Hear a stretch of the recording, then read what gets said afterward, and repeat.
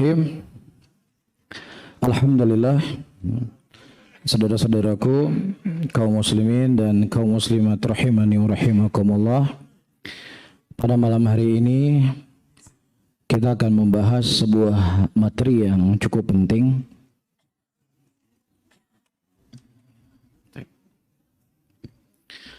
Kita akan membahas materi yang cukup penting, yaitu tentang bahayanya Syiah dan gerakan yang sangat masif yang dilakukan oleh Syiah untuk menyebarkan kesesatan mereka di tengah-tengah umat Islam.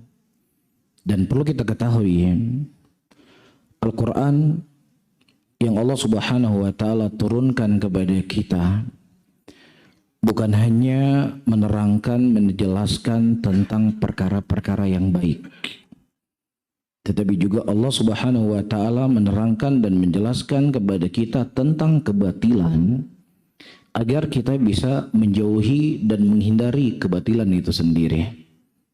Allah menyebutkan di dalam ayatnya, wa kadzalika nufassilul ayat litastabina sabilul mujrimin. Dan demikianlah kami merinci ayat-ayat kami, kata Allah, untuk menerangkan dan menjelaskan jalan orang-orang yang mujrimin. Dan jalan orang-orang mujrimin ini, ya pelaku kesesatan, mereka juga punya semangat seperti semangatnya antum di dalam menyebarkan kebaikan. Mereka juga punya semangat seperti semangatnya antum menyebarkan kebenaran. Bahkan bisa jadi kalau seadanya diadu, mungkin semangat mereka lebih besar daripada semangatnya kita. Allah Subhanahu wa Ta'ala menyebutkan sebuah ayat di dalam Al-Quranul Karim, in takunu ta'lamun fa innahum ya'lamuna kama ta'lamun. Kalau seandainya kalian merasa lelah, capek di dalam menyebarkan, di dalam kalian mempertahankan kebenaran, dan perlu kalian ketahui bahwasanya mereka, orang-orang kafir, penyeru-penyeru kesesatan, juga mereka lelah seperti lelahnya kalian. Lelah mereka. Bahkan Allah menyebutkan dalam ayat yang lainnya, innal ladzina kafaru yunfiquna amwalahum liyasuddu an sabilillah. Ya, sesungguhnya orang-orang kafir mereka menginfakkan harta-harta mereka untuk menghalangi engkau dari jalan Allah. Harta sesuatu yang paling mereka cintai. Bahkan hidup mereka untuk harta. Tetapi harta itu siap mereka pertaruhkan, siap mereka keluarkan untuk apa? Untuk menghalangi kita dari jalan Allah Subhanahu wa Ta'ala.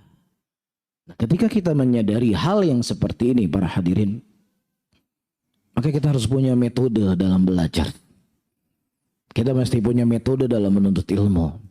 Kita bukan hanya mengetahui hal yang baik-baik untuk kita amalkan, tapi kita juga harus mengetahui hal-hal yang jelek untuk kita jauhi. Makanya disebutkan dari Hudzaifah ibn al-Yaman radhiyallahu taala anhu, beliau berkata, kana an-nasu yas'aluna an-nabiy sallallahu alaihi wasallam an khairin fakuntu as'alu an syarrin. Dulunya manusia, itu para sahabat Nabi, bertanya kepada Nabi tentang perkara-perkara yang baik, sedangkan aku bertanya kepada Nabi tentang hal-hal yang jelek, supaya aku bisa menghindar, supaya aku bisa menjauhi perkara yang jelek tersebut. Dan tidak ada keraguan, para hadirin dan hadirat yang dimuliakan oleh Allah, di antara pembahasan jalannya orang-orang mujrimin, jalannya ahlul batil, yaitu Syiah dan segala sekte-sekte dan keyakinan-keyakinan sesatnya mereka. Dan kita, sebelum kita berbicara lebih jauh tentang keyakinan Syiah dan perkara yang menyelisih usul dari usul ahli sunnah dan usul Islam itu sendiri, kita ingin tahu asas pendirian kelompok yang dikenal dengan kelompok Rafidah. Nah, Syiah Rafidah itu ditaksis, dibangun atau didirikan pemikiran dan kesesatannya oleh seorang laki-laki Yahudi yang berasal dari negeri Yaman yang bernama Abdullah ibnu Saba, yang dia menampakkan keislaman, yang kemudian dia mendatangi kota Madinah di zaman Khalifah Utsman bin Affan radhiyallahu taala anhu. Kita berhenti sejenak, ayyuhal hadirun wal hadirat yang dimuliakan oleh Allah. Laki-laki yang bernama Abdullah bin Saba ini, sebagian Syiah mereka mengatakan bahwasannya Abdullah bin Saba adalah tokoh fiktif yang sengaja dimunculkan oleh Ahlus Sunnah untuk menjelek-jelekan Syiah. Ini tokoh fiktif, bohong itu mereka, nggak ada. Dari kalangan Syiah ada seorang laki-laki yang bernama Abdullah bin Saba yang dia dibakar oleh Ali bin Abi Thalib radhiyallahu taala anhu, ya karena dia datang dengan sebuah pemikiran bahwasanya Ali bin Abi Thalib radhiyallahu taala anhu adalah sebagai Tuhan yang disembah selain Allah Subhanahu wa taala. Ini awal munculnya mereka. Ya, dia berkata huwa hu. Huwa itu huwa pertama kembali ke siapa? Kembali kepada Ali. Huwa kedua kembali kepada siapa? Kepada Allah. Huwa, dia adalah Tuhan. Nah, ketika Abdullah bin Saba ini dia mengajak orang-orang untuk menuhankan Ali bin Abi Thalib, dan perbuatan itu diingkari sendiri oleh Ali bin Abi Thalib radhiyallahu taala anhu. Sampai-sampai Ali bin Abi Thalib membakar mereka hidup-hidup supaya dia bisa sesat dari pemikirannya. Dan lebih anehnya, ketika Ali bin Abi Thalib akan membakar mereka hidup-hidup, semakin yakin mereka kalau Ali adalah Tuhannya mereka. Kenapa? Karena Rasulullah sallallahu alaihi wasallam mengatakan la yu'adzibun nar illa rabbun nar. Tidak ada sesuatu yang bisa atau tidak ada yang mengadab sesuatu dengan api kecuali pemilik api. Siapa yang memiliki api? Allah yang memiliki api. Semakin yakin. Itulah hawa nafsu. Ya. Makanya para ulama mereka mengatakan hal yang paling cepat akan mengantarkan seseorang kepada kekufuran adalah hawa nafsu. Makanya Imam Syafi'i rahimahullah, beliau berkata, li'an alqallah bi kulli dzambin ma'ad syirki, dengan aku bertemu dengan Allah Subhanahu wa taala dengan segala dosa yang aku bisa datangi, kecuali kesyirikan itu lebih aku cintai daripada aku datang bertemu dengan Allah dengan membawa hawa nafsu. Ini hawa nafsu. Padahal yang mengingkari mereka itu siapa? Ali sendiri. Ya, lain halnya kalau seandainya mengingkari itu Muawiyah. Wahai orang-orang Syiah, Ali itu bukan Tuhan. Ali itu manusia. Ente itu hasad sama Ali. Ente Muawiyah nggak suka sama Ali. Kan begitu. Ada celah untuk dia bisa menolaknya. Ada celah walaupun tetap salah. Tapi masalahnya yang mengatakan dia bukan Tuhan adalah Ali sendiri. Makanya para hadirin dan hadirat, kebenaran dalam agama ini sebenarnya bukan tidaklah jelas. Tetapi kecondongan manusia kepada hawa nafsu dan kepada kebatilan, inilah yang menghalangi mereka untuk mengikuti kebenaran itu sendiri. Jadi orang-orang yang hari ini mereka menyebarkan kebatilan, berbuat amalan-amalan yang tidak pernah dicontohkan, yang kemudian mereka menisbatkan itu kepada Nabi, dan kalau seandainya Nabi hidup kembali hari ini dan mengingkari apa yang mereka lakukan, bahwasanya apa yang dilakukan keliru, apakah mereka dengar? Apakah ada jaminan mereka dengar? Belum tentu. Nggak ada jaminan mereka mendengar, belum tentu. Iya, sebagaimana Abdullah bin Saba dan pengikutnya yang mengingkari mereka adalah Ali sendiri. Saya bukan Tuhan. Enggak, kamu tawadu aja. Tak mungkinlah Tuhan yang Maha Kuasa mengaku dirinya sebagai Tuhan. Itu kan was-was yang dibuat oleh syaitan. Ya, sebagaimana tokoh-tokoh kesesatan yang lainnya iblis. Kurang apa informasi iblis tentang Allah Rabbul Alamin? Dia sendiri yang berkata fabi izzatik, demi kemuliaanmu ya Allah. Dia sendiri yang berkata la aku dan dalam siratakal mustaqim, aku akan menyesatkan mereka semuanya dari jalanmu yang lurus. Tahu iblis, jalan Allah adalah sebaik-baik jalan. Allah adalah zat yang mulia, Allah yang memiliki surga, Allah yang memiliki neraka. Tahu. Tidak ada informasi yang terluput sedikit pun dari iblis akan keagungan Allah. Tapi kenapa dia menolak perintah Allah? Hawa nafsu. Hawa nafsu yang menjelma dalam tubuhnya sehingga dia sulit untuk menerima kebenaran. Sebagaimana Allah menyebutkan tentang orang-orang Yahud dan orang-orang Nasara. ya'rifunahu kama ya'rifuna abna'ahum. Mereka mengenal Muhammad seperti dia mengenal anak mereka sendiri. Tapi hawa nafsu yang menghijabi mereka untuk tunduk kepada kebenaran itu sendiri. Makanya disebutkan dalam sebuah kisah, ada dua orang yang dia sedang berdebat. Ya, dari kejauhan itu terlihat ini kambing atau burung. Masih jauh kan, masih samar kan? Yang satu mengatakan kambing, yang satu mengatakan burung. Tiba-tiba dia dekatin, terbang. Kalau terbang apa namanya? Yakin. Tapi dia berkata tetap kambing walaupun terbang. Itulah hawa nafsu. Dan itu bisa terjangkiti siapa saja. Dan dia datang dari sesuatu yang kecil, yang kecil, yang kecil, yang kecil. Kemudian menjadi sebuah keyakinan. Ketika sudah menjadi keyakinan, itulah ia akan menjadi agama yang akan dia ikuti. Keyakinan akan dia jalani. Tapi kita kembali. Abdullah bin Sabah. Ya, sebagaimana yang dinukilkan dari beberapa tokoh Syiah yang mengatakan itu adalah bualan dan buatan Sunni untuk menjatuhkan orang-orang Syiah. Di antaranya adalah tokoh yang bernama Murtada Al-Askari. Dia punya kitab judulnya Abdullah bin Sabah. Dan juga dia punya kitab Asatiru Ukhra. Yang dia di situ mengingkari adanya tokoh yang bernama Abdullah bin Sabah. Dan juga di antara tokoh Syiah yang mengingkari Abdullah bin Sabah, adanya tokoh Abdullah bin Sabah adalah Toha Husain.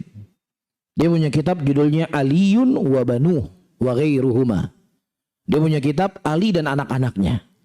Disitulah dia menerangkan dan menjelaskan bahwasannya ya tidak ada tokoh yang bernama Abdullah bin Sabah dari kalangan Syiah.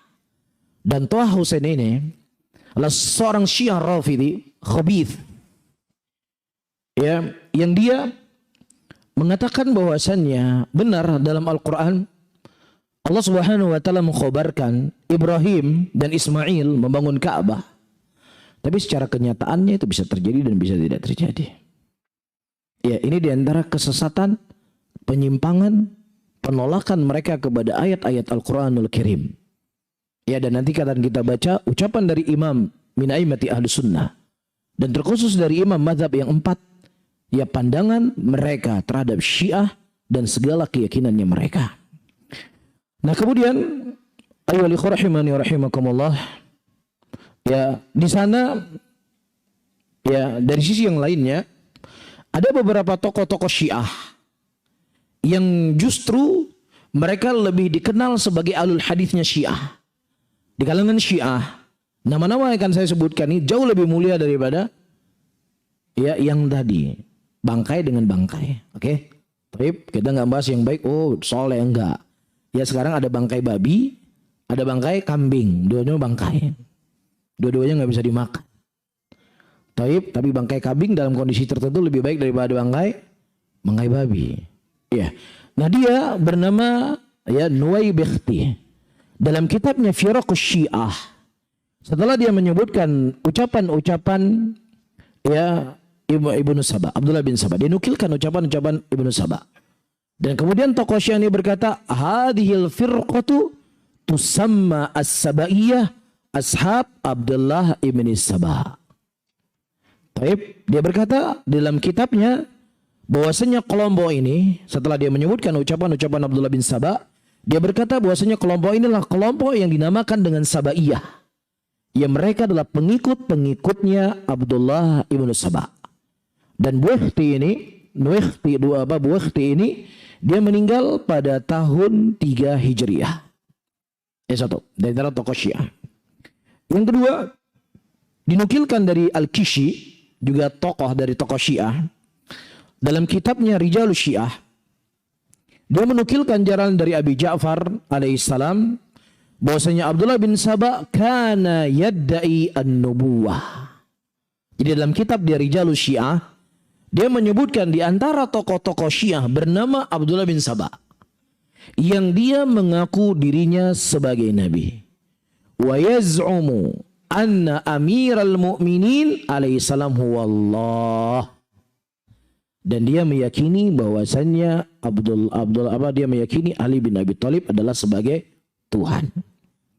Kalaupun seandainya tidak ada satupun di antara tokoh-tokoh Syiah yang menetapkan adanya Abdullah bin Saba, ya, maka itu bukan hal yang penting buat kita. Karena memang mereka dikenal para pendusta. Kalau seandainya tidak ada satupun tokoh Syiah yang menetapkan ada seorang laki-laki yang bernama Abdullah bin Saba. Karena kita telah mendapatkan riwayat-riwayat yang sahih. Disebutkan oleh Imam Bukhari dalam sahihnya. Dan juga disebutkan oleh para ulama-ulama yang lainnya tentang kondisi dan keadaan laki-laki yang bernama Abdullah ibnu Saba ini.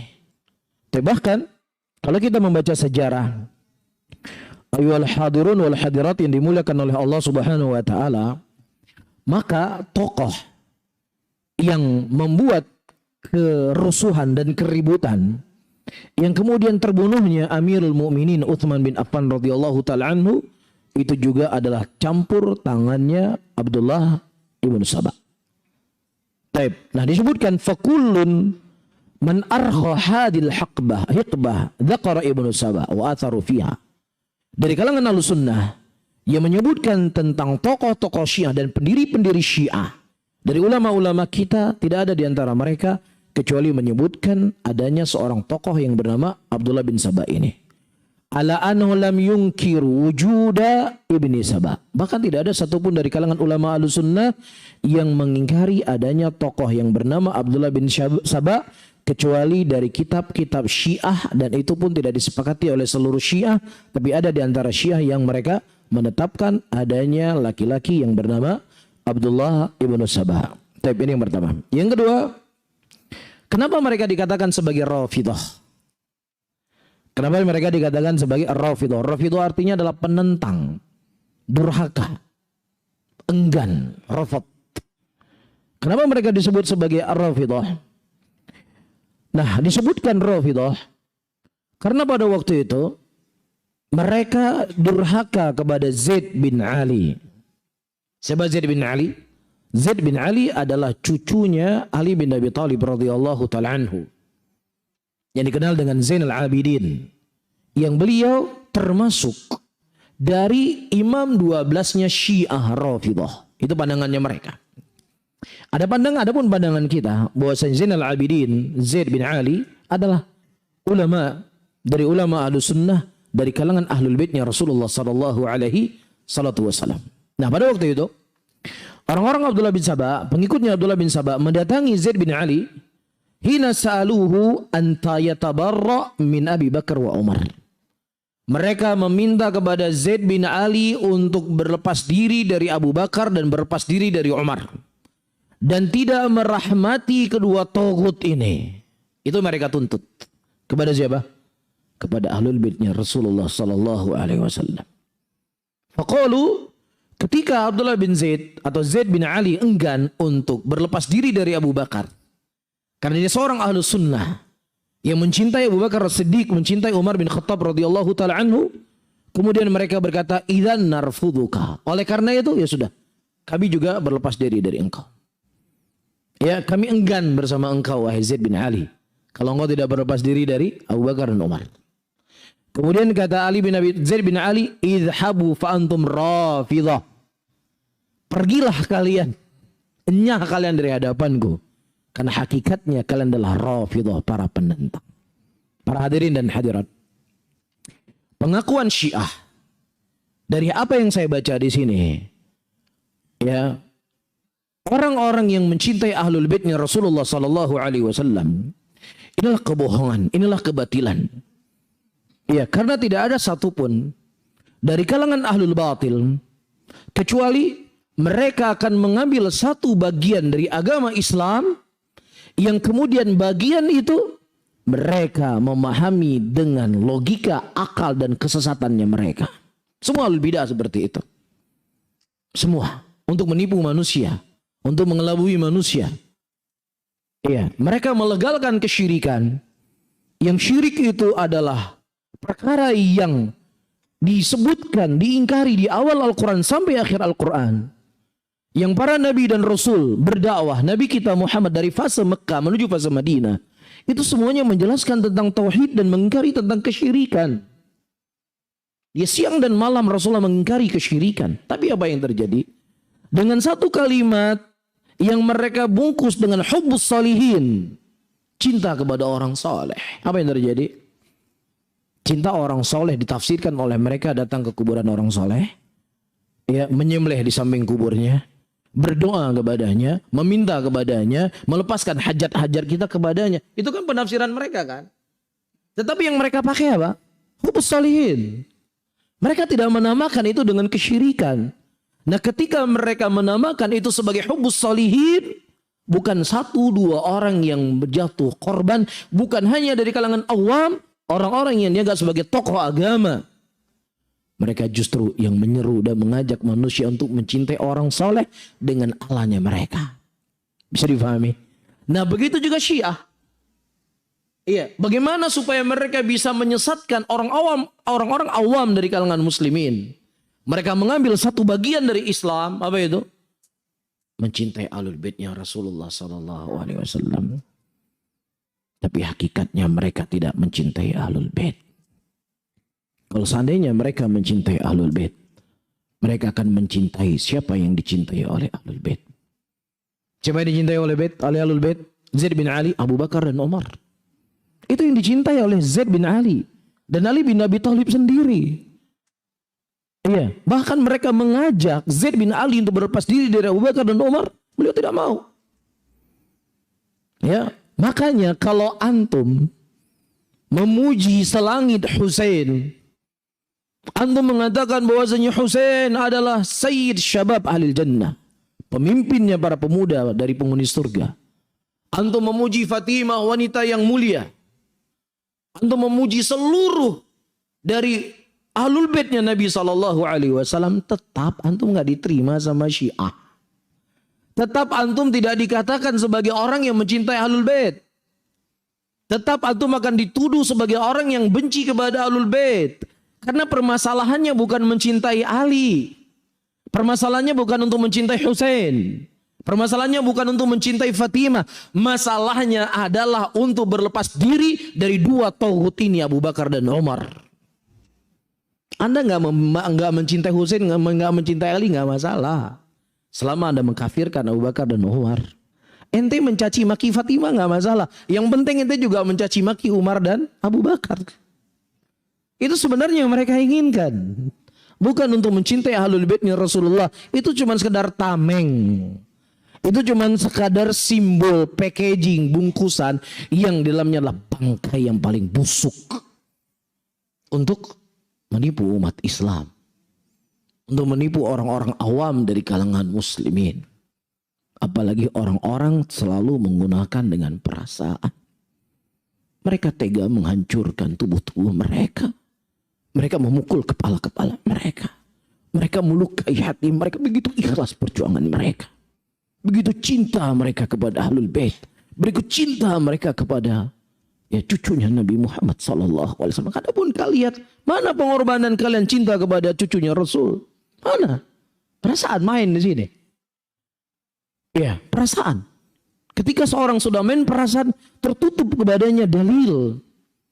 Pada Rasulullah mengatakan, "Falaysa minna man tarabal qudud wa syaqqal juyub." Bukan dari golongan kami orang-orang yang merobek-robek bajunya, memukul wajahnya untuk memperingati hari kematian. Hilang itu semuanya. Karena perasaan itu. Berjuang, menangis, melukai diri. Ini kan sesuatu yang dibangun dalam keikhlasan. Inilah sebagai tepuk pengorbanan. Nyawa mereka siap pertaruhkan kepada cucu-cucu Rasulullah. Apalagi yang lainnya sangat mudah mereka pertaruhkan. Ya, termakanlah banyak korban dari kalangan muslimin yang mereka jauh dari ilmu itu sendiri. Bisa difahami ya? Jadi permasalahannya bukan kita tidak memuji Husain. Mereka faham Ahlussunnah sangat mencintai Husain. Permasalahannya bukan kita tidak memuliakan Fatimah. Mereka faham benar Ahlussunnah sangat mencintai putri Nabi Muhammad SAW. Tapi masalahnya kita tidak berlepas diri kepada Abu Bakar dan tidak melepaskan diri dari Umar bin Khattab radhiyallahu taala anhu warḍahuma. Disebutkan oleh Imam Dzahabi dalam kitab Syiar Alamin Nubala, beliau berkata, qala haddatsana Isa bin Yunus jati Rafidah Zaidan. Ya, datang Rafidah kepada Zaid bin Ali, faqala tabara min Abi Bakar wa Umar hatta nansuruka. Wa Zaid bin Ali, berlepas dirilah engkau dari Abu Bakar dan Umar, kami akan membelamu, kami akan menolongmu. Itu tawaran yang mereka tawarkan kepada Zaid bin Ali. Qala bal atawallahuma, bahkan aku mencintai keduanya. Ya, disuruh berlepas diri dari Abu Bakar dan Umar, justru beliau berkata, aku mencintai keduanya. Dan itu bukan hanya dinukilkan dari Zaid bin Ali, orang yang lebih mulia daripada Zaid bin Ali, bahkan lebih mulia daripada Husain, lebih mulia daripada Hasan, Ali bin Abi Thalib radhiyallahu taala anhu. Beliau pernah menyampaikan khutbah yang dihadiri oleh banyak orang. Beliau berkata, man faddalani ala Abi Bakar wa Umar, siapa yang mengatakan saya lebih mulia dibandingkan Abu Bakar dan Umar, maka saya akan mencambuk mereka sebagai pecambuk para pendusta. Demikian kata Ali bin Abi Thalib radhiyallahu taala anhu warḍahu. Jadi ternukilkan dari banyak jalan. Beliau nggak sembunyi-sembunyi menyampaikan ini di hadapan khalayak ramai. Siapa yang mengatakan saya lebih mulia dibandingkan Abu Bakar dan Umar, iya, maka aku cambuk mereka sebagai cambuk pendusta. Lah bagaimana lagi kalau seandainya Ali bin Abi Thalib mendengar mereka mengkafirkan Abu Bakar? Bagaimana lagi kalau seandainya Ali mendengar mereka mengkafirkan Umar bin Khattab radhiyallahu taala anhu? Memuliakan Ali di depan Abu Bakar dan Umar saja dianggap sebagai pendusta. Ya, dan ini kita nukilkan bukan dari orang yang berseberangan dalam tanda kutip dengan Ahlul Bait, tetapi kita menukilkan adalah orang-orang yang memang ditokohkan sebagai Ahlul Baitnya Rasulullah sallallahu alaihi wasallam. Dan Syekhul Islam Ibnu Taimiyah rahimahullahu taala menyebutkan dalam Majmu'ul Fatawanya beliau di jilid yang keempat di halaman 435, qila lil imam man Rafidhi, dikatakan kepada Imam Ahmad, siapa itu Rafidhi?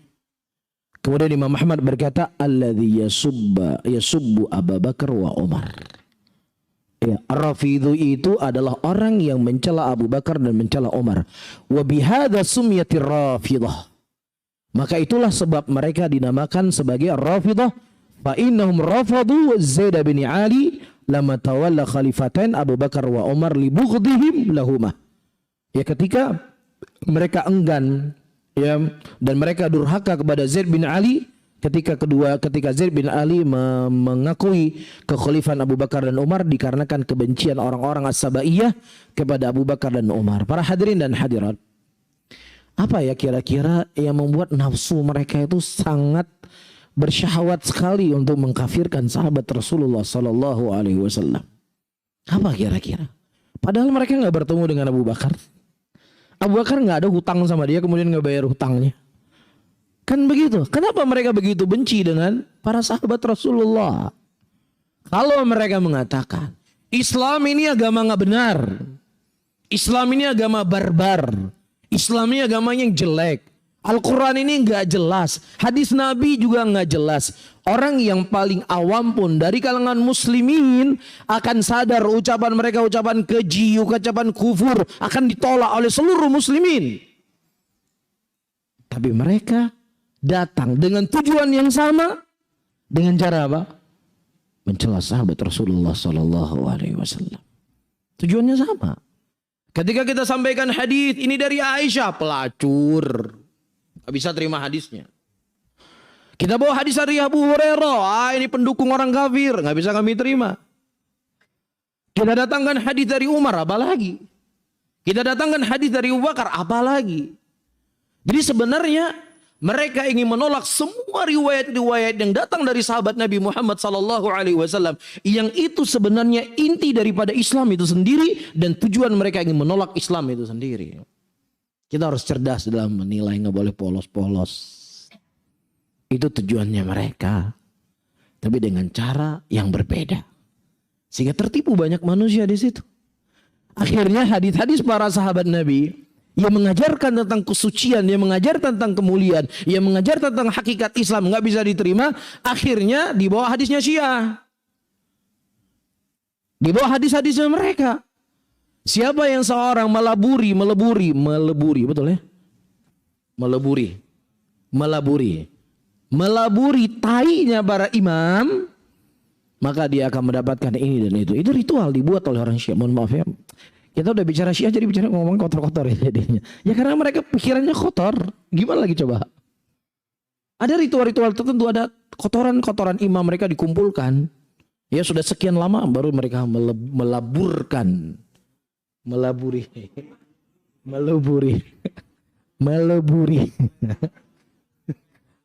Ya sudah, M di awal, RI di ujung ya.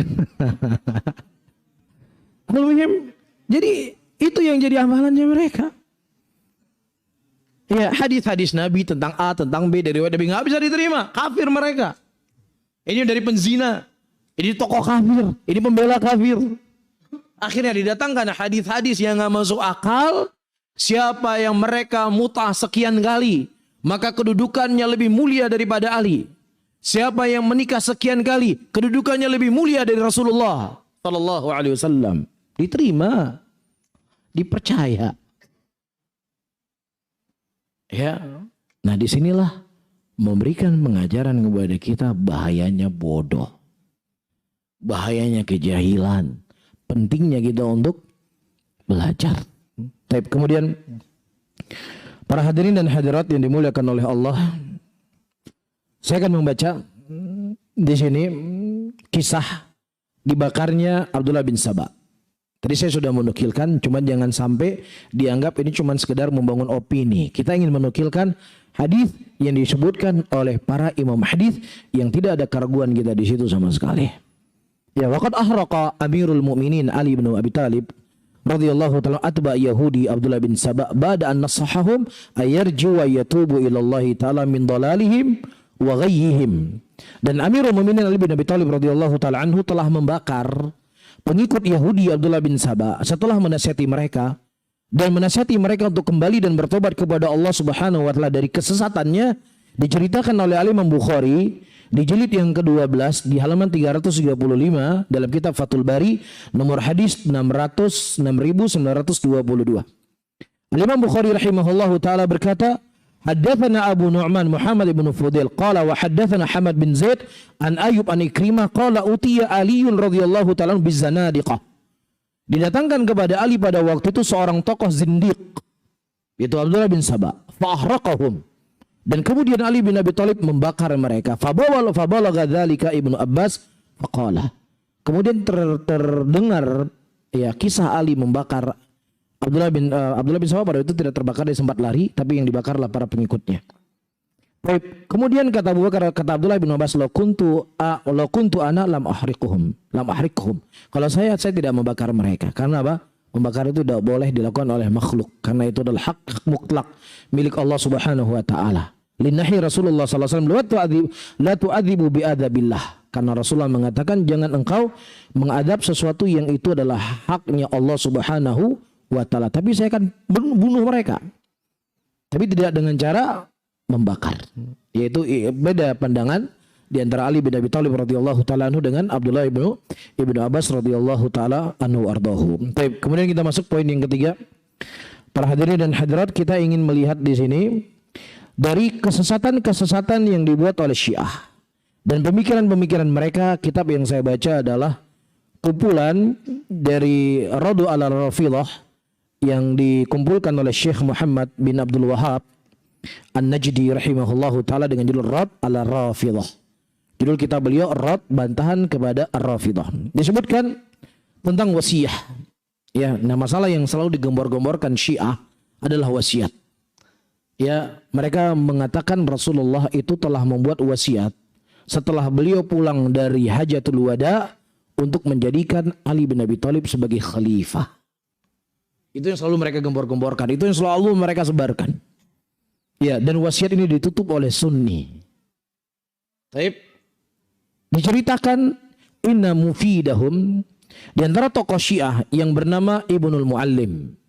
Ibnu Muallim ini namanya Muhammad ibnu Nu'man Syekh al-Mufid Syekh al-Rafidah Abu Abdullah Ibnu Muallim. Dia punya kitab-kitab yang sangat banyak yang isinya adalah kebidaan dan kekufuran. dan dia menulis 200 kitab. Ya, dan di dalamnya berisikan mencela para a'immatus salaf. Ya, mencela para a'immatus salaf. Di antara hal yang dia sebutkan dalam kitabnya Raudatul Wa'idhin, dia punya kitab judulnya Raudatul Wa'idhin. Ya, di dalamnya dia menyebutkan, Innallaha anzala Jibrila ala Nabi sallallahu alaihi wasallam ba'da tawajjuhi ilal Madinah fi tariqi fi hajatil wada. Jadi ketika Nabi sallallahu alaihi wasallam beliau pulang dari hajatul wada, Allah Subhanahu wa taala mengutus Jibril alaihissalam. Ya, faqala ya Muhammad. Kemudian Jibril berkata, wahai Muhammad, innallaha ta'ala yaqra'uka salam. Wahai Muhammad, sesungguhnya Allah menyampaikan salam kepada engkau. Dan Allah memberikan pesan kepadaku untuk engkau menjadikan Ali sebagai khalifah setelah meninggalnya engkau. Dan engkau ingatkan juga kepada sahabatmu. Ya, ingatkan sahabatmu, jangan ragu sama kekuasaan, ini haknya Ali. Ingatkan mereka. Apa kata Nabi? Faqala Nabi SAW, ya akhi Jibril. Jadi kayak ikhwan-ikhwan ngomong di sini. Ya akhi. Ya akhi Jibril. Ya sesungguhnya sahabat-sahabatku ini, mereka benci kepada Ali. Inni akhafu minhum ayyajtamiu ala idrari. Aku khawatir nanti mereka berkumpul akan membunuh aku. Karena aku memilih Ali sebagai khalifah. Maka sampaikan maafku kepada Allah Subhanahu wa ta'ala. Bohong gak? Bohong. Serius antum bohong? Nah, ayo ikhwah, sebelum saya lanjut, ahlul batil, sebagaimana disebutkan oleh Syekhul Islam Ibnu Taimiyah rahimahullahu ta'ala, ya, mereka menggunakan dalil-dalil dari Al-Quran dan Sunnah untuk menyebarkan kebatilan mereka, bukan karena dalil itu, tetapi karena sesuai dengan apa yang mereka inginkan. Taib, itu tarikhahnya mereka. Jadi kalau seandainya datang dalil yang menguatkan, mereka akan diambil dalil tersebut bukan karena dalil, tapi cocok dengan hawa nafsunya. Tapi kalau seandainya mereka tidak mendapatkan dalil untuk menguatkan keyakinan dan hawa nafsunya, dibuatlah dalil. Ya, diciptakanlah hadis palsu, diciptalah kebohongan. Nah, kalau seandainya ada ayat atau hadis yang itu seakan-akan bertentangan dengan keyakinan mereka, maka dia akan mentakwil ayat dan hadis itu semaunya mereka. Itu jalannya ahlul batil dalam semua bab. Apakah kita membahas tentang syiar Rafidhah atau kita membahas bab akidah dalam asma dan sifat, mereka akan mentakwil. Ya, ketika Rasulullah bertanya tentang Allah, ada yang mengatakan oh hadisnya dhaif, pada hadis di Sahih Muslim. Ada yang mengatakan Rasulullah itu enggak enak. Dia kan tadinya sudah dipukul kan sama tuannya, ditempeleng. Ditanya sama Nabi, salah lagi. Takutnya disalahkan lagi, kan seperti orang yang udah jatuh ketimbang tangga lagi. Sayang Nabi sama dia. Yaudah dibenerin aja lah, gak apa-apa. Itu kan tawil-tawil gila dari mereka. Begitulah alul bidah, begitulah alul batil. Mereka tidak akan pernah puas dengan Al-Quran, tidak pernah puas dengan sunnah. Mereka tidak akan pernah puas dengan manhajus salaf. Oleh karena itu, ayyuhal ikhwah rahimani wa rahimakumullah, ketika banyaknya orang-orang yang tidak puas dengan sunnah, kita nampakkan sebagai ahlus sunnah. Kita nampakkan sebagai orang yang berpegang di atas manhaj salaf. Memperjuangkan Al-Quran, memperjuangkan sunnah. Menyebarkan akidah yang itu datang daripada salafnya kita. Kita harus bersemangat. Ya, kita harus punya ambisi yang kuat untuk menyebarkan kebaikan ini. Karena kalau kita tidak punya ambisi untuk menyebarkan kebaikan ini, ahlul batil dari Syiah Rafidhah, bangkai-bangkai pemikiran mereka akan mereka sebarkan di tengah-tengah muslimin dan akan dimakan oleh muslimin. Sehingga semakin banyak orang-orang yang menyeru kepada kesesatan, iya dan billah. Ya, ini sebuah keyakinan harus kita pegang. Jalan keselamatan itu cuma satu. Kuatnya seseorang berpegang di atas manhajus salaf. berpegang di atas manhajnya Rasul sallallahu alaihi wasallam. Nah, kemudian para hadirin dan hadirat yang dimuliakan oleh Allah, kemudian Jibril naik ke langit dan menyampaikan uzurnya Nabi Muhammad sallallahu alaihi wasallam. Kemudian udah azan dulu. Oh, itu bukan azan. Oh, lanjut aja. Enggak, bukan azan dulu baru lanjut. Oh, tetap lanjut ya. Oh, lanjut lebih keras. Baik, kemudian Jibril alaihissalam naik lagi ke langit sudah beberapa kali minta uzur kepada Allah Subhanahu wa taala. Kemudian ya Allah Subhanahu wa taala menegur Nabi sallallahu alaihi wasallam dengan teguran yang keras. Ya, Allah menegur Nabi dengan teguran yang keras. Ayatnya ada dalam Al-Qur'an. Allah mengatakan ya ayuhan nabi atau ya ayuhar rasul balligh ma unzila ilaika min rabbik fa illam taf'al fama ballagta risalata. Wahai Rasul, sampaikanlah apa yang diturunkan kepada Rabbmu. Apa yang diturunkan oleh Rabbmu kepadamu. Apa yang mereka inginkan? Untuk menjadikan Ali sebagai khalifah. Padahal ayatnya bukan itu yang dimaksudkan. Namun begitulah ahlul batil. Kekuatan mereka yang paling kuat pertama bohong. Yang kedua talbis baina haqq wal batil. Kalau mereka nggak bohong, nggak laku. Kalau mereka nggak berdusta, nggak ada pengikut. Hati-hati kamu dengan pengajian itu karena mereka orang-orang yang anti dengan selawatan. Siapa yang anti dengan selawatan? Hati-hati kamu dengan pengajian itu. Mereka orang-orang yang nggak boleh ziarah kubur. Siapa yang nggak membolehkan ziarah kubur? Hati-hati Anda dengan pengajian itu. Mama kamu meninggal nggak boleh kamu berdoa sama dia, untuk dia. Saya lamuna godan manil kadzabul asyir. Coba seandainya mereka jujur, mereka itu orang yang membolehkan ziarah kubur, tetapi yang nggak dibolehkan minta-minta sama kubur, kan gitu asik, sportif. Mereka bukan nggak boleh berselawat, boleh berselawat, tapi nggak boleh selawatnya selawat yang joget-joget seperti kita, kan seharusnya begitu, ya kan? Mereka bukan nggak boleh berdoa, tapi nggak boleh berdoa begini-begini. Cuman itu ditutup untuk menjual apa? Dagangannya mereka supaya laku. Kan seperti itu. Imma dusta atau apa? Talbis. Mencampur antara hak dengan kebatilan. Dia campur antara hak dengan kebatilan. Ya, ayat Al-Qur'annya ada, digabung dengan kisah-kisah yang palsu. Wah, ini ada ayat Qur'annya nih, masa salah? Padahal Allah Subhanahu wa taala tidak maksudkan apa yang diinginkan oleh mereka di situ.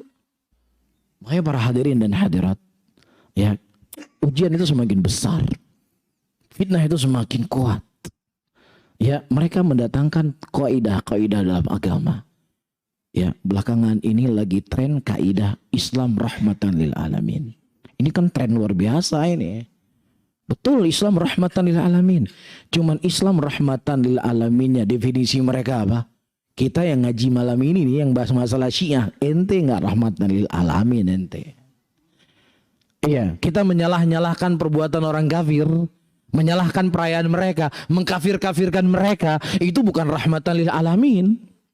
Jadi rahmatan lil alamin definisinya mereka membenarkan semua kesesatan, membenarkan semua kekufuran, membenarkan semua agama yang ada di muka bumi ini. Ini rahmatan lil alamin.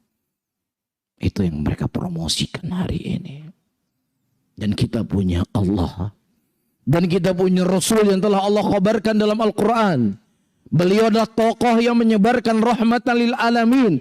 Di muka bumi ini Allah turunkan ayat. Qul ta'alau ila kalimatin sawa. Bainana wa bainakum alla na'budu illallah. Wa la nusyrika bi syai'a. Wa la yattakhidha ba'duna ba'dan arbaban min dunillah. Katakanlah Muhammad kepada Abu Lahab. Katakan kepada Abu Jahal.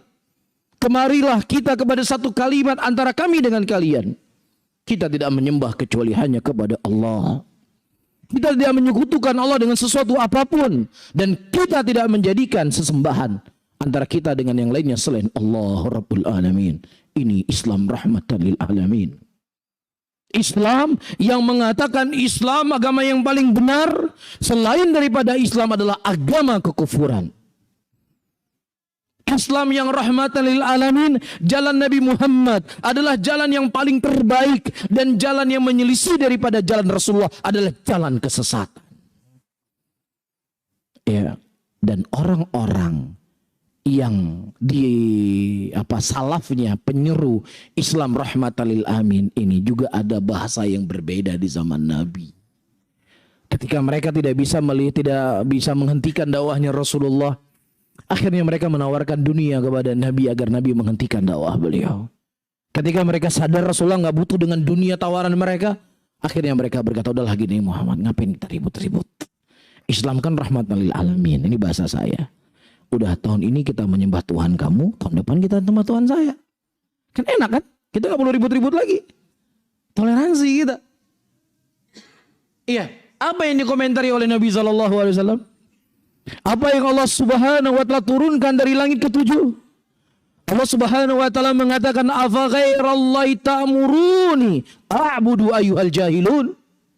Apakah kepada selain Allah kalian menyeru kami untuk beribadah kepadanya, wahai orang-orang jahil? Allah menamakan mereka sebagai orang-orang jahil yang menyeru sebagai Islam dengan beraneka ragam cara untuk mengaburkan perkara ini di tengah-tengah hati umat Islam. Ini ujian besar buat kita para hadirin. Dan ujian ini akan kecil tentunya dengan pertolongan Allah, dan kemudian kita mencari sebab-sebab agar kita bisa istiqomah di atas Islam dan sunnah Nabi Muhammad sallallahu alaihi wasallam. Kita lanjut. Fajama ashabahu, kemudian Rasulullah mengumpulkan para sahabatnya. Faqala, ya ayuhan nas, inna aliyan amirul mu'minin wa khalifati rabbil alamin. Ya, setelah Rasulullah pulang dari Hajatul Wada, beliau menyampaikan, wahai manusia seluruhnya, sesungguhnya Ali adalah pemimpin kaum mukminin dan dia adalah khalifahnya Allah Rabbul Alamin di muka bumi ini. Laisa li ahadin ayakuna khalifah ba'di siwa. Tidak ada satupun yang berhak menjadi khalifah kecuali dia setelahku. Man kuntu muwallahu fa aliyun maulahu. Jadi kalau seandainya aku bisa mengambil teman dekat, maka Alilah yang menjadi teman dekatnya aku. Konteks, jadi dalam kisah palsu ini, ayatnya udah nggak perlu kita bahas kan. Ayatnya sahih atau nggak sahih? Ayatnya sahih, nggak perlu dibahas. Dalam surah Al-Maidah ayat ke-67. Dan penggalan yang kedua adalah hadis man kuntu muwallahu fa aliyun maulahu. Itu juga lafaz yang sahih. Nah, apa yang mereka inginkan? Apakah cukup sekedar membawa berita palsu? Udah berhenti di situ? Oh, nggak berhenti di situ. Belum selesai kita ini. Ya, nah mereka menyimpulkan. Apa kesimpulannya? Kesimpulannya mereka, setelah meninggal Rasulullah Sallallahu Alaihi Wasallam, yang menjadi khalifah siapa? Abu Bakar. Berarti Abu Bakar As-Siddiq telah berkhianat kepada siapa? Allah. Allah yang memerintahkan untuk menjadikan Ali sebagai khalifah. Dan Nabi memerintahkan tidak Ali menjadi khalifah dengan hadisnya mereka? Berarti mereka berkhianat kepada Rasul Sallallahu Alaihi Wasallam. Orang yang berkhianat kepada Allah, berkhianat kepada Rasul, apa hukumnya? Apa hukumnya? Kafir. Kafir Abu Bakar karena berkhianat kepada Allah, berkhianat kepada Rasul. Berarti seluruh para sahabat yang berbaiat kepada Abu Bakar As-Siddiq menjadikan beliau sebagai khalifah, berarti mereka juga ikut terlibat dalam pengkhianatan besar ini. Maka mereka juga kafir. Berhenti di situ? Belum. Siapa saja yang mereka hidup di zaman Abu Bakar ataukah tidak hidup di zaman Abu Bakar, yang berwali dan menjadikan Abu Bakar sebagai khalifah, menjadikan Umar sebagai khalifah, berarti mereka juga sepakat untuk berkhianat kepada Allah dan Rasulnya, maka mereka kafir juga sekaligus. Udah berhenti? Belum berhenti, masih panjang ini. Belum berhenti. Iya, cerita palsu yang mereka datangkan, yang mereka ciptakan, yang kemudian mereka membuat sebuah kesimpulan, yang kemudian mereka tidak berhenti, tapi mereka lanjut, itu akan dijadikan oleh mereka sebagai timbangan kebenaran. Ketika Anda tidak berjalan dengan jalannya kami, ahlul batil, Anda ahlul nar, Anda ini dan itu. Tapi kalau Anda berjalan dengan jalan kami, sesuai dengan kaidah kami, sekafir apapun Anda tetap orang yang hebat. Itu sudah, itu asli. Berarti azan. Barakallahu fikum. Tadi juga asli ya, bukan nggak asli ya. Barakallahu fikum. Kita azan langsung lanjut kan? Iya. Langsung lanjut. Barakallahu fikum.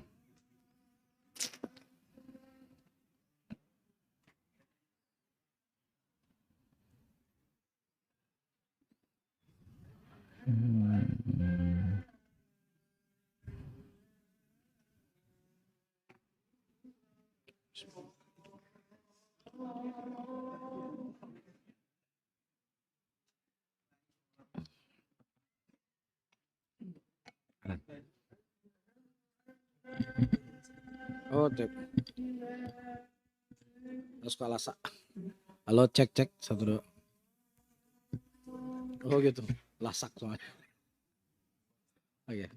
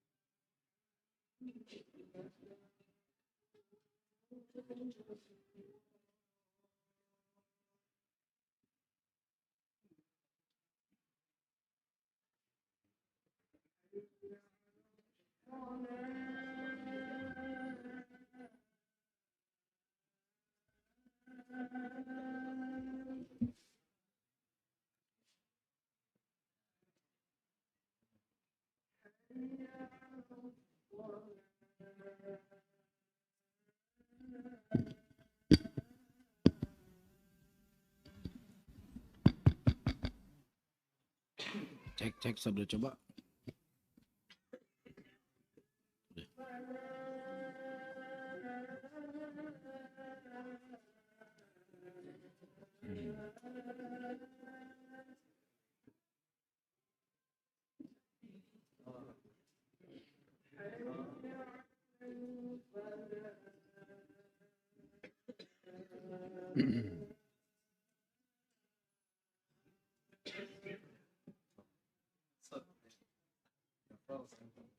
Ya.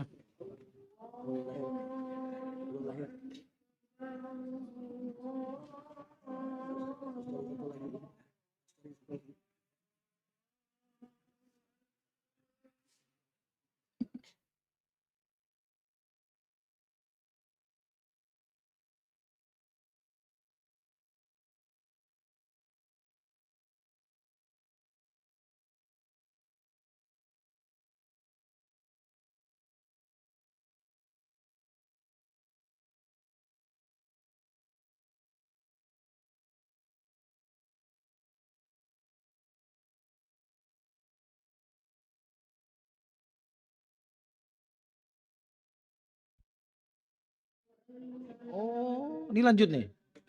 Oh, saya pikir ini kok nggak azan. Baik, kita lanjutkan kembali para hadirin dan hadirat yang dimuliakan oleh Allah. Tadi kita menyebutkan kisah yang dimana mereka membuat sebuah kesimpulan. Siapa saja yang tidak menjadikan Ali bin Abi Thalib radhiyallahu taala sebagai khalifah, berarti mereka telah berkhianat kepada Allah dan telah berkhianat kepada Rasul. Maka orang yang berkhianat kepada Allah dan berkhianat kepada Rasul, maka mereka kafir. Ya, begitulah metode dan cara al-bidah di dalam menyesatkan lawannya. Dan bukan hanya metode ini diambil oleh Syiah Rafidhah, tetapi metode ini juga diambil dari orang-orang yang menolak sifat-sifat Allah Subhanahu wa taala. Sama jalannya, nggak ada bedanya. Ya, mereka menyimpulkan ucapan yang kita ucapkan, yang kemudian ucapan yang mereka simpulkan itu ditafsirkan semuanya mereka, dan kemudian ucapan itu dia nisbatkan kepada kita. Padahal kita berlepas diri dari itu semuanya. Modelnya sama semuanya, nggak ada yang berbeda. Cuman yang berbedanya adalah bentuk-bentuknya saja. Adapun metode dan cara dan jalan mereka dalam menyebarkan kebatilan dan untuk mengokohkan kebatilan mereka, itu metodenya sama. Capek nggak kira-kira berbuat seperti itu? Capek. Lelah. Nulis kitab, berapa kitab tadi? 200 untuk menyebarkan kesesatannya. Nulis kitab capek. Ya in takunu ta'lamun fa innahum ya'lamuna kama ta'lamun. Capek mereka, lelah. Tetapi disitulah kesemangatannya mereka untuk menyesatkan kita dari jalan Allah Subhanahu wa taala. Kemudian yang kedua, para hadirin dan hadirat, di antara kesesatannya Syiah adalah menuduh istri Nabi Muhammad sallallahu alaihi wasallam sebagai wanita pelacur. Iya. Dan kisahnya antum maklumi semua. Ketika Rasulullah sallallahu alaihi wasallam beliau melakukan peperangan dan beliau membawa Aisyah radhiyallahu taala anha pada waktu itu, dan Aisyah dibawa di dalam sebuah tempat, ya, dan kemudian beliau buang hajat. Setelah beliau buang hajat, melihat bahwasanya tidak ada kalung lagi di lehernya beliau. Akhirnya beliau cari-cari, dan ketika beliau kembali ternyata apa? Tempat Aisyah radhiyallahu taala tinggal itu sudah pergi. Kira-kira ada pertanyaan enggak? Masa mereka enggak tahu itu kan manusia yang dibawa bukan kapas? Kan begitu kan? Yang dibawa manusia bukan kapas, masa enggak berasa? Aisyah radhiyallahu taala anha berkata, dulu kami wanita-wanita adalah orang-orang yang makannya sedikit. Kami enggak banyak makan untuk menjaga tubuhnya. Jadi orang wanita langsing itu bukan hanya di zaman sekarang saja. Aisyah tuh jaga makanan, enggak boleh jaga makanan. Kami langsing-langsing katanya karena makan kami sedikit. Makanya tidak terasa kalau apa? Kalau Aisyah radhiyallahu taala anha tidak ada di dalam tempatnya tadi. Nah, kedua juga kita bisa mengambil faidah. Siapa yang mereka punya kelebihan rezeki, belikan sesuatu yang lebih tertutup untuk istrinya. Kita udah ngaji, udah sunnah, udah nggak usah macam-macam lah, naik motor saja. Keliru. Rasulullah nggak membonceng Aisyah di depannya beliau atau di belakangnya beliau, tapi dibuat tempat khusus yang lebih tertutup untuk memuliakan kaum wanita. Ya, maka siapa yang seseorang memiliki kelebihan dan dia mampu untuk membeli mobil untuk istrinya, beli. Karena itu lebih untuk menjaga mereka. Kita cerita nih kalau mampu ya. Lain halnya kalau nggak mampu. Ya, kalau mampu beli untuk menjaga mereka. Senang ya, makanya saya senang sengaja. Saya sengaja. Pembahasannya Syiah kok lari mobil ini. Jadi sengaja saya menyenangkan ibu-ibu. Karena konsep dalam agama kita, apa konsep dalam agama kita? Orang itu semakin lemah harus semakin disayang. Semakin lemah harus semakin diberikan perhatian. Makanya Rasulullah sangat memberikan perhatian kepada kaum wanita, kepada para budak. Karena mereka orang-orang yang lemah. Orang kuat-kuat raja-raja nggak perlu diingatkan karena mereka sudah punya kekuatan. Itu konsep dalam agama kita, agama Islam.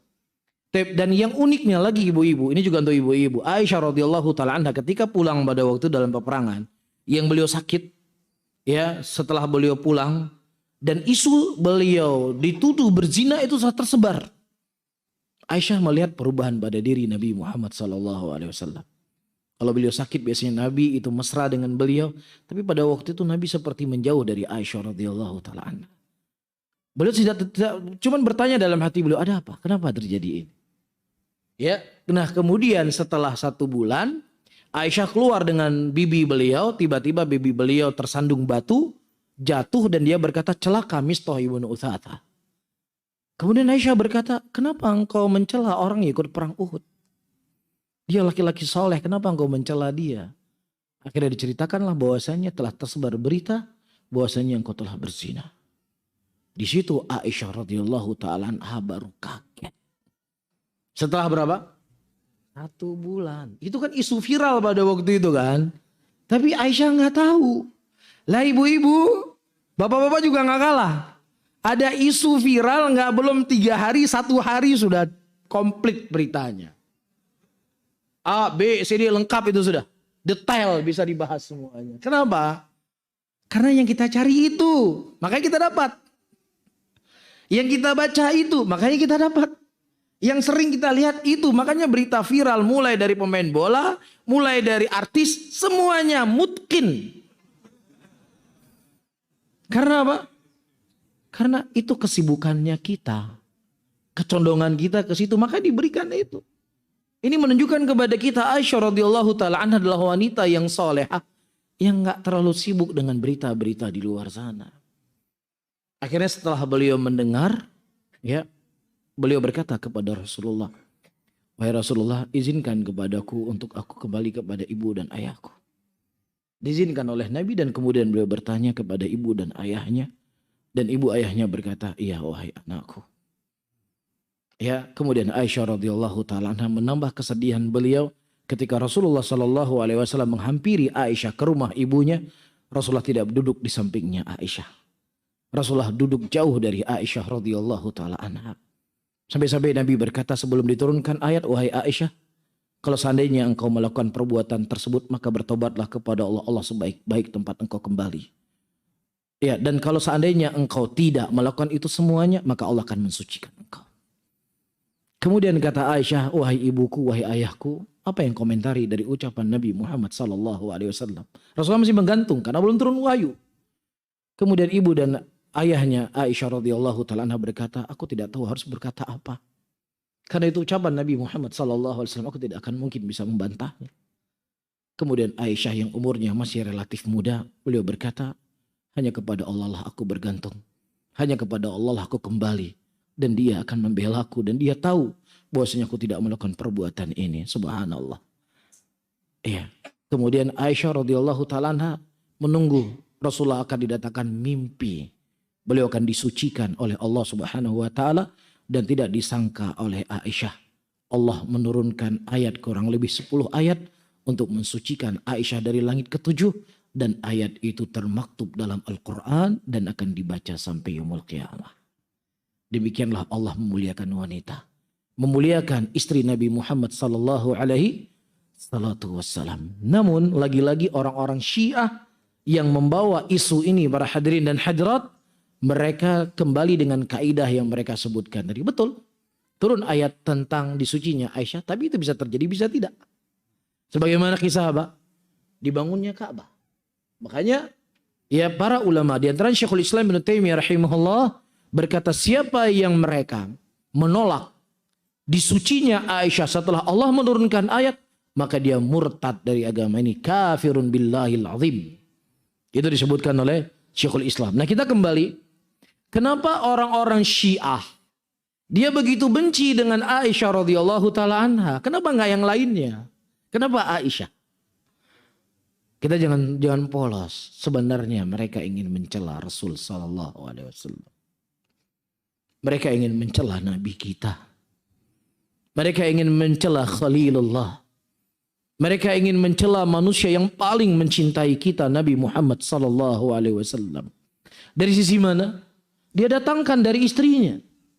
Rasulullah sallallahu alaihi wasallam mengatakan, "Fadlu Aisyah ala sairin nisa ka fadli tharid ala sairi ta'am." Keutamaan Aisyah di atas wanita-wanita yang lainnya seperti keutamaan tharid, makanan yang paling disukai oleh Nabi, di atas makanan-makanan yang lainnya. Apa yang mereka inginkan? Kenapa Aisyah yang ditembak? Karena Rasulullah paling mencintai Aisyah, yang ingin digambarkan kepada seseorang bahwasanya Nabi ini mencintai pelacur.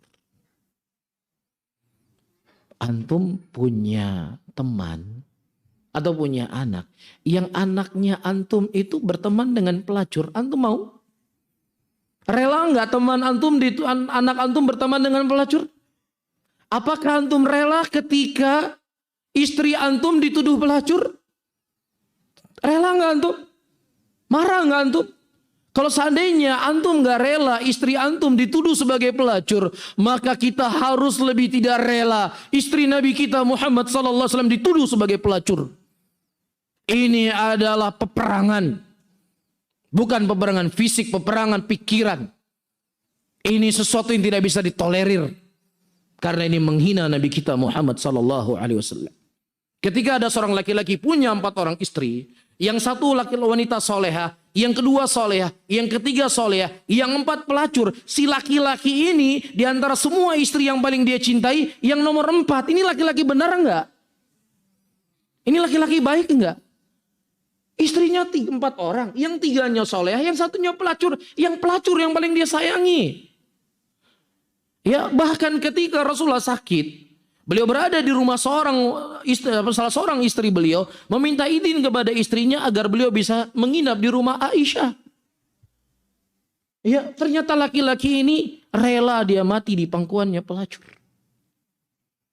Kita harus cerdas. Mereka ingin mencela Nabi kita Muhammad sallallahu alaihi wasallam. Bukan hanya sekedar Aisyah yang mereka ingin cela.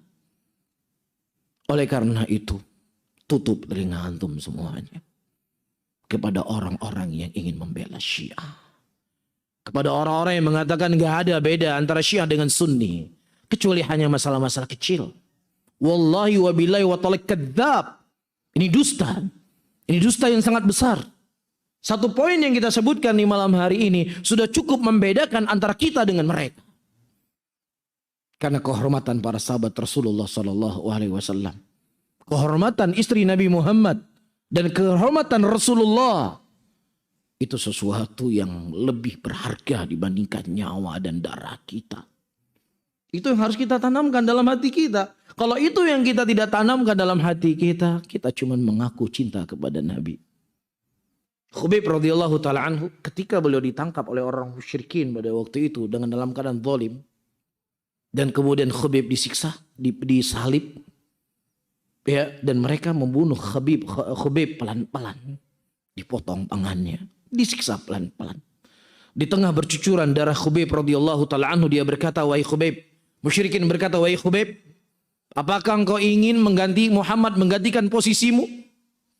Apa kata Khubayb? Di tengah beliau disiksa oleh musyrikin, ya, darah beliau bercucuran, beliau berkata, "Duri saja terkena kaki Nabi Muhammad sallallahu alaihi wasallam, aku tidak akan rela.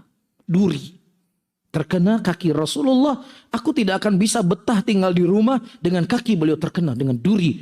Apalagi dia menggantikan posisiku, nggak mungkin akan bisa aku lakukan." Begitu kecintaan mereka kepada Rasul. Ya, walaupun secara fisik Nabi tidak hadir hari ini, secara fisik Nabi tidak ada, tetapi secara kehormatan wajib bagi seorang muslim, seorang muslimah membela kehormatan Rasul dan keluarganya. Dan bentuk kita membela kehormatan Rasul, kita harus membenci Syiah Rafidhah dari ujung rambut kita sampai ke ujung kaki kita. Karena dia telah melakukan sebuah kenistaan yang sangat besar di dalam agama kita. Namun lagi-lagi seperti yang saya sebutkan, ya, apa yang telah juga dikhabarkan oleh Nabi, sesuatu yang paling dikhawatirkan, ditakutkan oleh Nabi adalah aimatul mudillin, ulama-ulama, tokoh-tokoh yang sesat. Karena dengan tokoh-tokoh itulah mereka menggunakan lisan-lisan mereka untuk menyampaikan bahwa Syiah tidak sesat. Ya, hanya perbedaan furu antara kita dengan Syiah. Hanya perbedaan pandangan, hanya perbedaan hal-hal yang basit, bukan perkara prinsipil. Makanya di sini, para hadirin, saya akan membaca beberapa ucapan dari ulama kita tentang Syiah itu sendiri. Disebutkan oleh Al-Imam Abu Hanifah rahimahullah, seorang imam dari Aimatul Madzahib yang bernama Nu'man ibn Thabit rahimahullahu ta'ala. Ketika beliau disebutkan tentang Syiah, disebutkan tentang tokoh tentang Syiah dan keyakinannya kepada Al-Imam Abu Hanifah rahimahullah, beliau berkata, "Man syakka fi kufrin haula fa kafirun mithluhum." Barang siapa yang seseorang ragu akan kekafirannya Syiah, maka dia kafir yang semisal dengannya. Kata siapa? Kata Imam Abu Hanifah rahimahullahu ta'ala. Dan juga disebutkan oleh Al-Imam Malik rahimahullahu ta'ala. Beliau mengatakan, alladzi yashtumu ashaban Nabi sallallahu alaihi wasallam laisa lahum ismun aw qala nasibun fil Islam.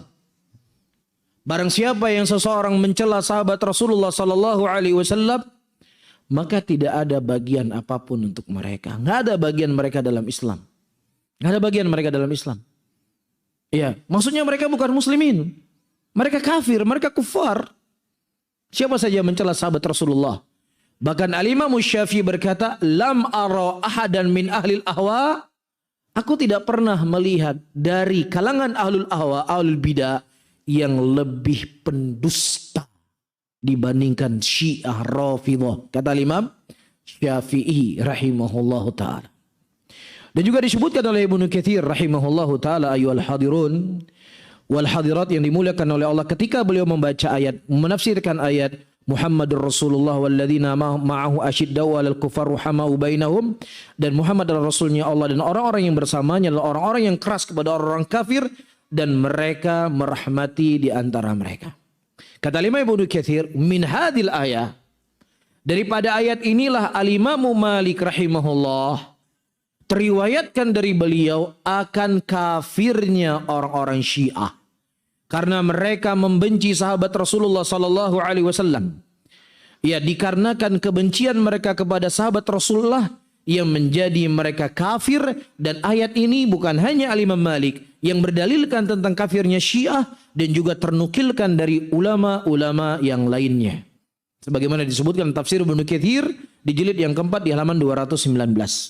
Dan juga disebutkan oleh Imam Qurtubi rahimahullahu taala ayyuhal hadirun wal hadirat. Dan sungguh sangat indah apa yang telah diucapkan oleh Al-Imam Malik, dan tafsir Imam Malik mengkafirkan orang-orang Syiah ya ketika mereka mencela sahabat Rasulullah sallallahu alaihi wasallam. Dan juga ternukilkan dari sebagian para ulama salaf yang lainnya, tidak ada beda salat di belakang Syiah ya dengan salat di belakang seorang Nasrani, nggak ada bedanya. Jadi kalau seandainya seorang Nasrani dia menjadi imam salat kita, sah nggak salat kita? Walaupun dia hafal Al-Quran, bacanya lebih bagus dari bacaan kita, tapi dia kafir, Nasrani, sah nggak salat kita? Nggak sah. Begitu juga salat di belakang Syiah itu tidak sah.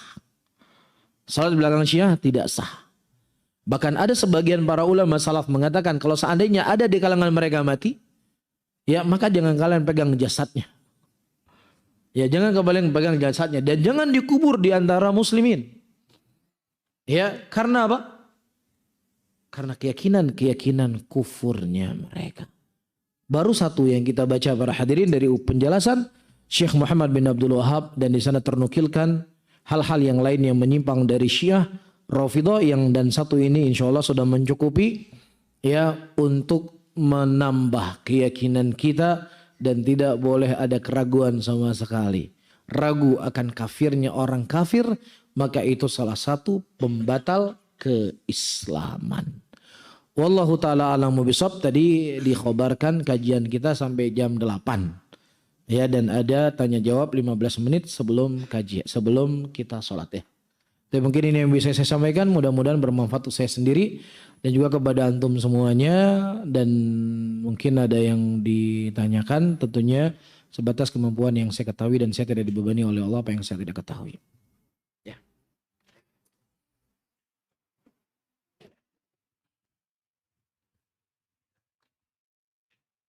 Ada yang mau tanya? Ibu-ibu dulu.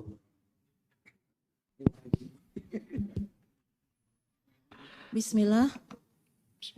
Tadi Ustadz mengucapkan bahwa kita wajib membenci Syiah dari ujung rambut sampai ujung kaki. Ya.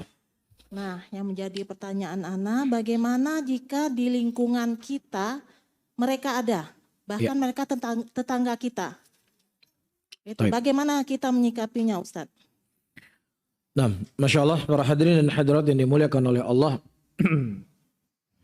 Kita berbicara adalah dalam konteks untuk memberikan motivasi dan semangat seseorang untuk membenci kepada ahlul batil.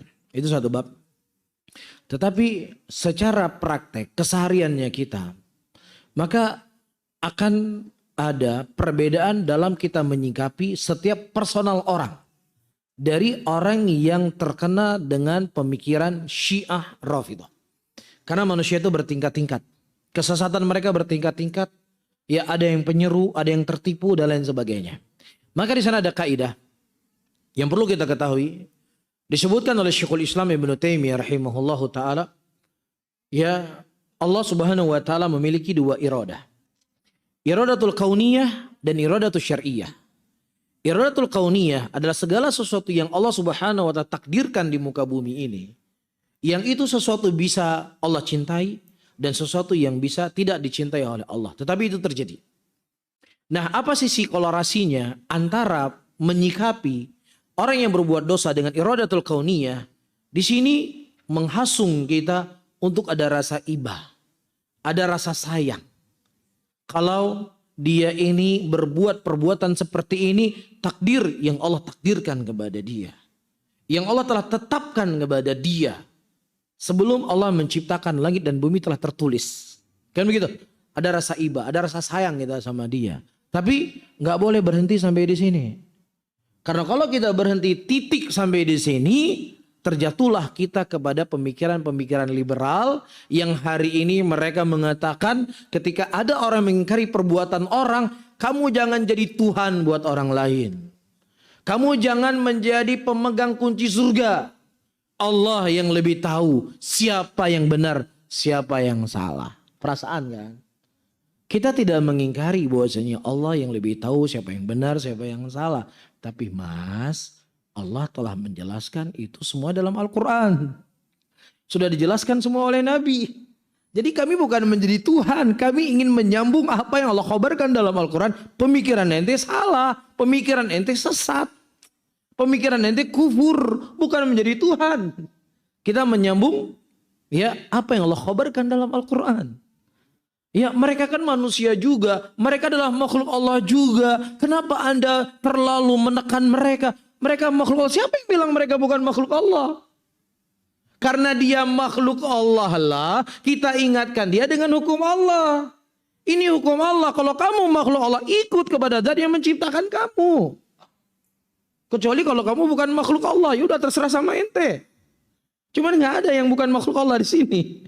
Karena ente makhluk Allah lah kita jelaskan sama ente. Kan begitu? Iya. Tapi seperti saya sebutkan tadi kita nggak boleh berhenti. Ada iroda yang kedua yang bernama apa? Iroda itu syariah. Apa iroda syariah? Iroda syariah segala sesuatu yang dicintai oleh Allah Subhanahu wa taala yang itu bisa terjadi dan itu bisa tidak terjadi. Allah mencintai kekufuran, Allah mencintai kesesatan, Allah mencintai daripada penyimpangan dan Allah mencintai keimanan, mencintai ketauhidan, mencintai ketaatan, mencintai sunnah. Berarti ketika Allah telah memberikan akal kepada kamu, menurunkan kepadamu Al-Quran, dan ditanamkan kepada kamu Rasul, kamu masih memilih jalan kesesatan, masih memilih jalan kebatilan, ada kebencian pada hati kita kepada mereka. Paham? Tapi kebencian itu harus disertai dengan iradatul kauniyah, agar ada balance dalam kita mengobati orang yang terjangkiti dengan penyakit tadi. Taib, orang kafir. Ya siapapun kekafiran mereka, kita ajak mereka kepada Islam. Begitu juga orang-orang Syiah mungkin ada di antara mereka yang awam dari kalangan awam muslimin yang gak ngerti. Cuman tahunya ini orang yang mencintai ahlul baitnya Nabi. Ya saya ngaji ke situ juga pakaian saya sudah syar'i. Tertipu mereka, makhdu. Dengan zuhudnya orang Syiah, tangisan orang Syiah dan lain sebagainya. Tugas kita menarik dia kembali. Mengingatkan dia dengan Al-Quran, mengingatkan dia dengan sunnah, ingatkan akan kesesatannya Syiah. Bisa difahami, jadi kebencian kita bukan berarti kita bunuh dia, tapi kebencian kita dengan akidahnya mereka, sehingga mendorong kita untuk mengobati penyimpangan dan kesesatan yang ada pada dirinya tersebut. Jelas ya? Nah, wallahu a'lam bishawab. Silakan. Apa ciri-ciri Syiah yang paling nampak ya? Pertama, Syiah itu dia itu punya takiyah yang mana dia suka menipu. Ya, ketika kita tanya, apakah engkau mencintai Abu Bakar? Ya, saya mencintai Abu Bakar. Apakah engkau mencintai Utsman? Ya, saya mencintai Utsman. Karena mereka punya takiyah. Dan takiyah itu adalah sesuatu yang akan mendapatkan pahala yang sangat besar ketika mereka menutup identitasnya mereka. Ya, tetapi sepinter-pinter ya tupai loncat, pasti dia akan jatuh juga. Sepintar-pintar seseorang itu menyembunyikan bangkai dan membungkus akan kecium juga. Ya, maka disinilah para hadirin dan hadirat, sebelum itu tercium semuanya, jangan sampai dia tercium Syiahnya, tapi nggak kecium-cium di hidung kita karena kita nggak paham. Itu kan masalahnya kan. Udah kecium padahal Syiah, udah jelas ini Syiah. Enggak, bukan Syiah kalau ini. Maka kita harus ada perbekalan yang harus kita bekali, bagaimana sifat-sifat Syiah, bagaimana ciri-ciri mereka, bagaimana keyakinan mereka, apa yang mereka kedepankan dan lain sebagainya.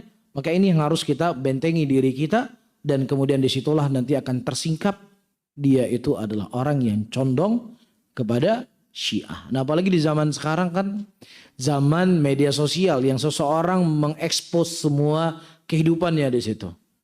Ya, bisa saja tiba-tiba dia share ini, men-share itu kelihatan, akan nampak. Ya, maka tugas kita bukan ingin memata-mati orang.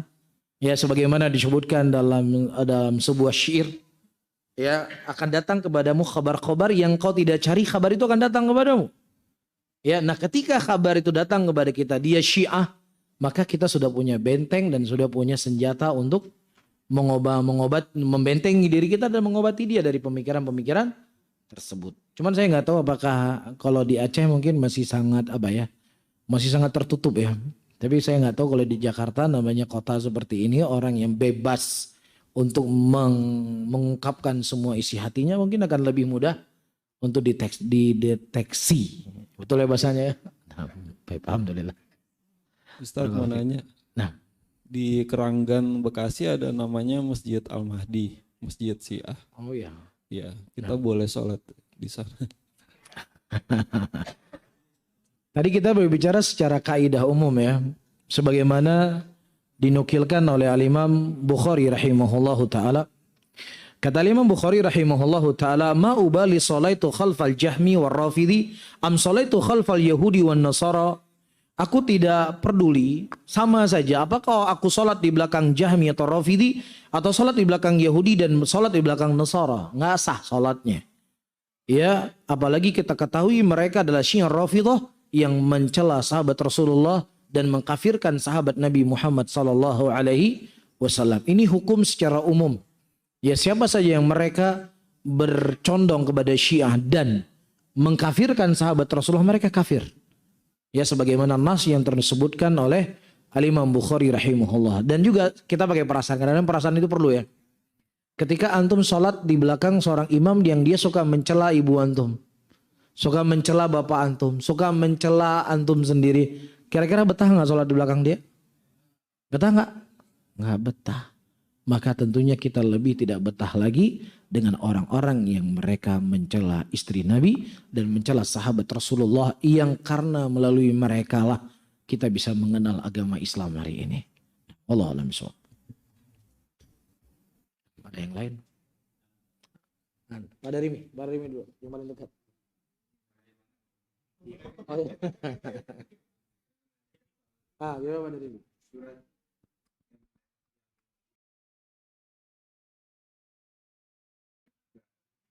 Nah, Bapak, biar dijawab sekalian. Kalau nggak bisa jawab, saya nanti minta sama jemaah. Ya, nah. Sekarang, bagaimana kita mengetahui bahwa banyak hadis itu produk dari mereka gitu Ustaz? Itu pertama. Kedua, hadis tentang bahwa Ali adalah pintunya ilmu, itu gimana Ustaz kedudukannya Ustaz? Sekarang Ustaz. Nah, pertama para hadirin dan hadirat yang dimuliakan oleh Allah, kita sudah ada hal yang telah diajarkan di dalam agama kita ini untuk tidak sembarangan mengambil ilmu dan tidak sembarangan untuk membaca buku. Dan ini ada asal dalam syariat yang menjelaskan dan menerangkan permasalahan ini. Di antaranya, ketika Umar bin Khattab radhiyallahu ta'ala anhu memegang beberapa lembaran Taurat, yang mana Taurat itulah kitab suci yang Allah turunkan kepada Nabi Musa alaihissalam. Tetapi ketika kitab suci ini sudah terhapus dengan didatangkan Al-Quran, ya Rasulullah berkata, wahai Umar, kalau seandainya Musa hidup di zamanku, maka dia harus mengikuti Al-Quranul Karim. Padahal itu kitab suci. Iya, kitab suci saja yang sudah terhapus tidak boleh dibaca. Apalagi kitab Syiah yang berisikan kedustaan-kedustaan dan kebohongan-kebohongan. Maka ini adalah prinsip Ahlussunnah yang harus kita pegang erat-erat. Jaga telinga kita jangan mendengar hal yang gak baik. Jaga mata kita jangan sampai membaca hal yang tidak baik. Karena terkadang sebagian para penuntut ilmu, dia baca hal yang gak baik-baik tadi, ustadznya dibuat beban. Ustadz, saya mendengar syubhat. Ngapain ente dengar syubhat? Udah dibilang jangan dengar syubhat, dengar lagi syubhat. Kita ini guru-guru yang direpotin, saya dengar syubhat begini, saya baca syubhat begini. Udah dibilang jangan baca, jangan lihat. Ya, masih saja melihat. Akhirnya terkadang hilang sendiri. Ini ekstrim sekali. Ini enggak ekstrim para hadirin. Wallahi ini nggak ekstrim. Ini adalah sebagai bentuk kita sadar diri kita loh orang yang lemah. Kita bukan orang yang pintar, karena kita nggak pintar lah kita nggak mau baca sembarangan. Seperti kisah Rasulullah dan kisah Salman Al-Farisi yang antum sudah maklumi bersama. Ketika Salman Al-Farisi pergi ke Syam untuk mempelajari agama Nasara dan beliau menjumpai pendeta, tidak semua pendeta yang ada waktu itu dipelajari, diambil ilmunya oleh Salman Al-Farisi. Ketika pendeta yang satu meninggal, dia berkata, "Wahai guruku, siapa yang aku berhak untuk mengambil ilmunya setelah meninggalnya engkau?" Itu selalu dia tanya. Ketika kemudian pendeta tersebut berkata, "Datangilah si fulan, sesungguhnya dia berjalan dengan jalanku." Akhir pendeta yang dia datangi, dia bertanya lagi, "Wahai guruku, siapa yang aku bisa ambil ilmu setelah meninggalnya engkau?" Kata pendeta tersebut, "Tidak ada satupun lagi pendeta yang berjalan sepertinya jalan aku dan kedua sahabatku." Padahal itu negeri Syam pendetanya banyak, tapi pendeta al-bid'ah pada waktu itu. Akhirnya kata Salman Al-Farisi, kata pendetanya, "Datangilah seorang laki-laki yang dia tidak makan sedekah. Yang dia ada tanda kenabian di situ, di negeri yang banyak bebatuan dan banyak pohon kurma di sana." Datang Salman Al-Farisi menjumpai. Dengan panjang waktu akhirnya beliau bertemu dengan Nabi Muhammad SAW. Kalau seandainya Salman Al-Farisi mengambil ilmu dari semua guru pendeta-pendeta, mungkin beliau akan menyembah Nabi Isa. Kan seperti itu. Tapi beliau tidak mengambil kepada semua orang. Dan itu bimbingan guru beliau diceritakan kepada Nabi dan Nabi mendengarkannya dan Nabi diam, dan diamnya Rasulullah adalah ikrar bagian dari sunnah Nabi Muhammad SAW. Salatu wassalam. Jelas ya? Nah, adapun ayatnya saya lupa. Ada yang tahu ayatnya? Di surat apa? Allah mensucikan Aisyah radhiyallahu taala anha. Surat An-Nur, Masya Allah. Surat An-Nur ya, ayat ke berapa? Hah? Ayat ke-11. Nah, surat An-Nur ayat ke-11. Masya Allah. Jazakallah khairan. Barakallahu fikum. Sudah, ada yang lain? Tapi kalau tidak ada, kita tutup ya. Nah, irhamu man fil ardi sayarhamukum man fis sama. Rahmatilah siapa yang ada di bumi, maka yang ada di langit akan merahmati antum. Ya, rahmatnya antum kepada saya jangan tanya lagi. Kita tutup. Baik, saya tutup. Subhanallah bihamdika asyhadu an la ilaha illa anta astaghfiruka wa atubu ilaik. Wassalamualaikum warahmatullahi wabarakatuh.